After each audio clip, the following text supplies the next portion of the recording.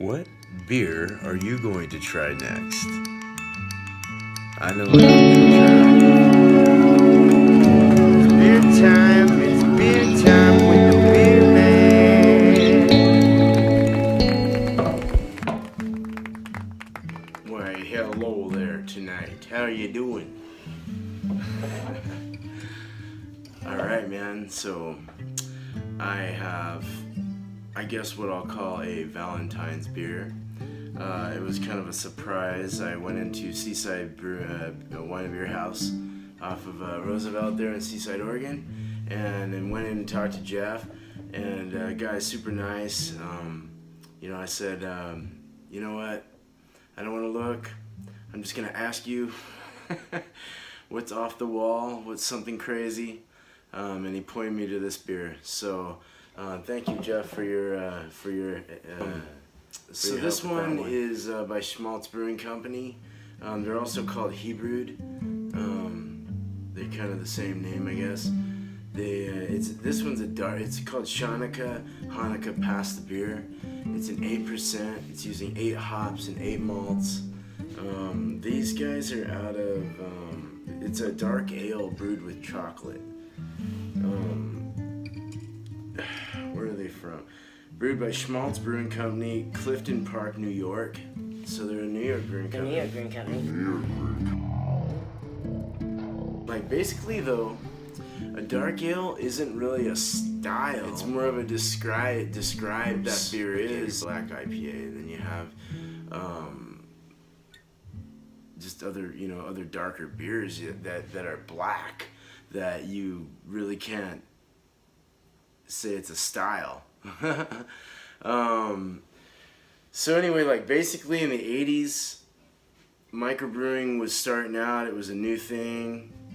Dark ale was just considered a beer. It was dark in color, which is different from most available beers. So you can't really stylize a dark ale, like I was saying, because a lot of beers have dark colored SRM ranges today. The dark ale name is rarely used. You do have the Belgian Strong Dark Ale, which is a dark Abbey style beer, just above 8%. And then you have, you have the Cascadian Dark Ale, which has emerged out of the Northwest and gained some pretty good popularity there. Black IPAs have gotten popularity here over in the Northwest, into the Midwest and East, and everywhere in the U.S. That's another version of its own, making an IPA black as all hell. All right, let's open this up, and they're great.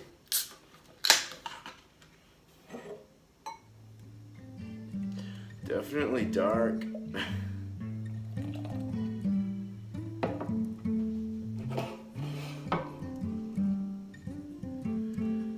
It's got about probably a 1.5 finger head.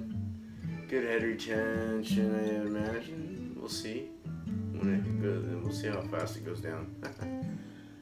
It's definitely a malty beer with the head it has. It's somewhat of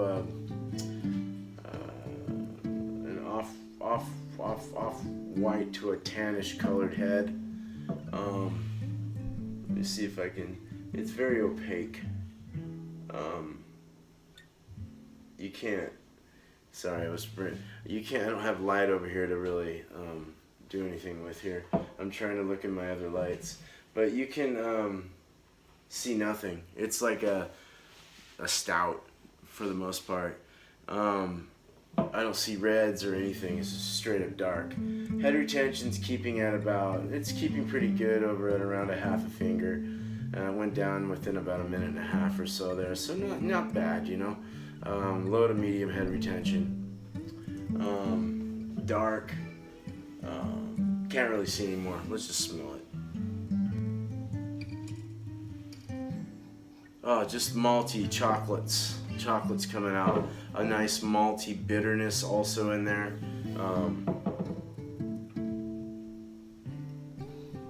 Yeah, when you pass her by, it's nice. It's got like this hoppy, like a earthy, just a bitter, kind of a bitter a bitter chocolate, like that of a dark chocolate maybe. Yeah, dark chocolate, not milk chocolate, dark chocolate, and just real malty and bready. But it does have a bitter tinge to it, so it's nice. Let's taste it.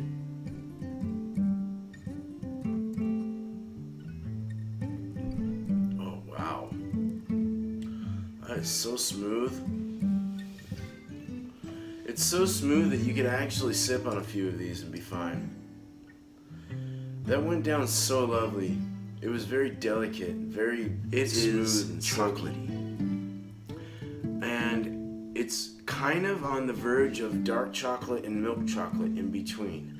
There's a bitterness in between, kind of like the Red Sea being parted, man. Like it's hardcore, like one side's dark, one side's milk chocolate, and then you have this crazy maltiness going through the center, and it's all pushing together and colliding and going straight down your esophagus and just like exploding with this crazy flavor of weird milky and dark chocolatey kind of maltiness complexion going on, and like just very, very complex beer. A lot of hoppiness, and let's say like bitterness around the back end, with a little bit of a dry that kind of takes the sweet away, which is actually good. You know, it's not so sweet, it's tolerable, you can handle it. It becomes more of a more easy to drink, instead of sitting there going, you know, like it's just too sweet, I can't do it. Let me get a big swig.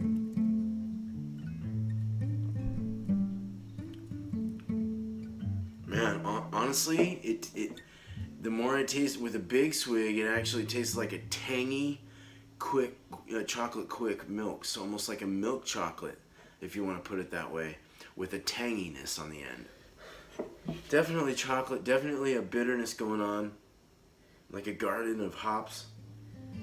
Not really hops, I wouldn't say that. That's weird. This is a weird one, but it tastes very good. You'll like this. Thank you so much for watching. I really appreciate your support. Please comment. Let me know what beer you'd like me to try next. I'm always trying new stuff. I like the crazy stuff, so give me that. And please subscribe today, and hit that bell so you know when I'm putting up new stuff. Alright guys, peace. Cheers.